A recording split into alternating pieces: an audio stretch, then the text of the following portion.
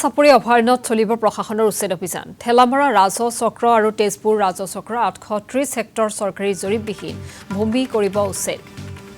সংৰক্ষিত বনাঞ্চলৰ ভূমিত চলিব প্ৰশাসনৰ উচ্ছেদ অভিযান আৰিমাৰী চৰ গণেশ টাপু চৰ লাঠিমাৰী চৰ আদিকে ধৰি কেইবাটাও চৰত উচ্ছেদ অভিযান শোণিতপুৰ জিলা প্ৰশাসনে চলাব উচ্ছেদ অভিযান বেদখলকাৰীক যোৱা বৰ্ষৰ নৱেম্বৰৰ 24 তাৰিখে প্ৰশাসনে দিছিল উচ্ছেদৰ জাননী আৰু 15 দিনৰ সময়সীমা বান্ধি দিছিল প্ৰশাসনে 12 ডিচেম্বৰ আছিল শুনানিৰ অন্তত এই ভূমি সংৰক্ষিত বনাঞ্চলৰ ভূমি হিচাপে প্ৰমাণিত হয় আৰু শীঘ্ৰেই এই ভূমিত উচ্ছেদ চলিব আৰু উচ্ছেদৰ বাবে আজিৰ দিনটোত এনেধৰণে সাজু হোৱা পৰিলক্ষিত হৈছে শোণিতপুৰ জিলাৰ বুঢ়াচপৰি অভয়াৰণ্যত চলিব প্ৰশাসনৰ উচ্ছেদ অভিযান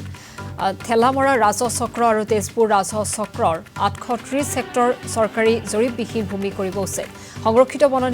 বনাঞ্চলৰ ভূমিত চলিব প্ৰশাসনৰ উচ্ছেদ অভিযান আৰিমাৰী চৰ গণেশ টাপু চৰ লাঠিমাৰী চৰ আদিকে ধৰি কেইবাটাও চৰত উচ্ছেদ অভিযান চলিব প্ৰশাসনৰ বুলডোজাৰ পৰিব শোণিতপুৰ জিলা প্ৰশাসনে চলাব উচ্ছেদ অভিযান বেদখলকাৰীক ইয়াৰ পূৰ্বতে 24 নৱেম্বৰত প্ৰশাসনে উচ্ছেদৰ জাননী প্ৰেৰণ কৰিছিল 15 দিনৰ সময়সীমা বান্ধি দিয়া হৈছিল সেই স্থান ত্যাগ কৰিবলৈ আৰু তাৰ পাছতে সেই স্থানৰ পৰা কিছু লোক অন্য স্থানলৈ ঢাপলি মেলা পৰিলক্ষিত হৈছে আৰু এই স্থানত কেইবাটাও চৰত আচলতে 830 হেক্টৰ ভূমিত উল্লেখ কৰিছো